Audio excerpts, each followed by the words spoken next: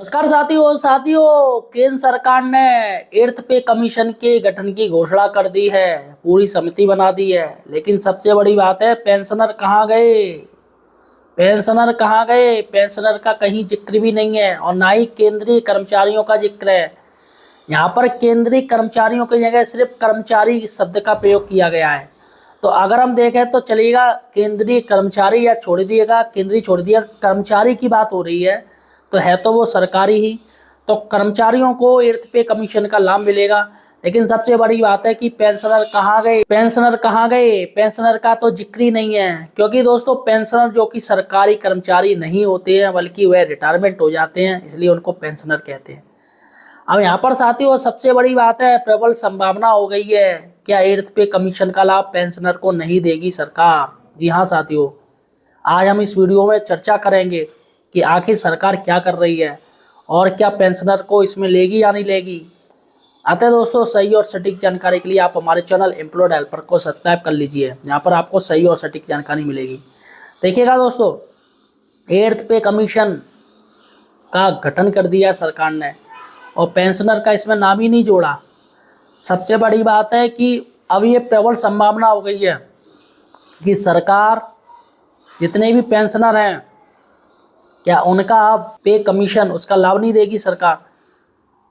सरकार को लगता है कि वैसे भी इनका चल रहा है, अब नौकरी में तो ये लोग रहे नहीं, तो अब इनको फ़ायदा क्यों करें, और जो चल रहा है इनका जो वेतन है वही लेते रहे, अब बार बार हम इनका क्यों बढ़ाएं। तो सबसे बड़ी बात है, देखिएगा दोस्तों, वेतन आयोग की सूचना में पेंशनरों का जिक्र ही नहीं किया है। सबसे बड़ी बात, थोड़ा हम ये साइड से न्यूज़ चल रही है वो पढ़ लेते हैं। केंद्र सरकार द्वारा गठित 8th पे वेतन आयोग से कर्मचारी प्रसन्न है, हालांकि उन्होंने नोटिफिकेशन में पेंशनर का जिक्र न होने पर सवाल उठाए हैं। सबसे बड़ी बात है कि पेंशनर कहाँ गए, कि नोटिफिकेशन में दोस्तों पेंशनर शब्द जोड़ना चाहिए था। तो यहाँ पर सबसे बड़ा लोचा यही हो गया कि पेंशनर शब्द ही नहीं जोड़ा। राज्य कर्मचारी संयुक्त परिषद के अध्यक्ष हरिकिशोर तिवारी और महामंत्री शिवचरण सिंह यादव ने कहा कि तकरीबन 10 महीने की देरी से फैसला हुआ है, लेकिन यह सही कदम है। वह आयोग सिर्फ केंद्रीय कर्मचारियों के वेतन भत्तों के लिए संतुष्टि देगा। हालांकि नोटिफिकेशन में केंद्रीय कर्मचारियों के साथ पेंशनरों का उल्लेख नहीं है।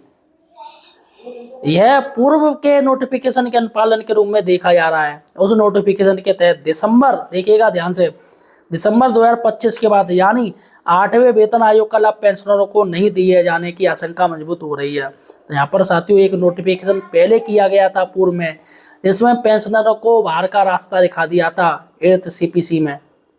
तो ये प्रबल संभावना अब हो गई है कि जो 8th पे कमीशन है उसमें पेंशनर शामिल नहीं किए जाएंगे।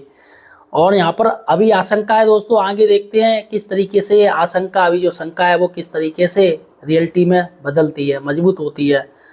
यह पहली बार है कि नोटिफिकेशन में कर्मचारियों की बात है, पेंशनरों की नहीं। परिषद के अतिरिक्त महामंत्री डॉक्टर नरेश कुमार ने आयोग से रिपोर्ट जल्द से जल्द जारी करने की मांग की है। तो यहाँ पर उन्होंने कहा है कि सभी लोगों के इसमें कर्मचारियों के नाम हैं, लेकिन पेंशनरों का जिक्र क्यों नहीं किया गया है। तो क्या सरकार पेंशनरों को 8th पे कमीशन का लाभ नहीं देगी? क्योंकि यहाँ पर दोस्तों नोटिफिकेशन में कम से कम पेंशनर शब्द जोड़ना चाहिए था।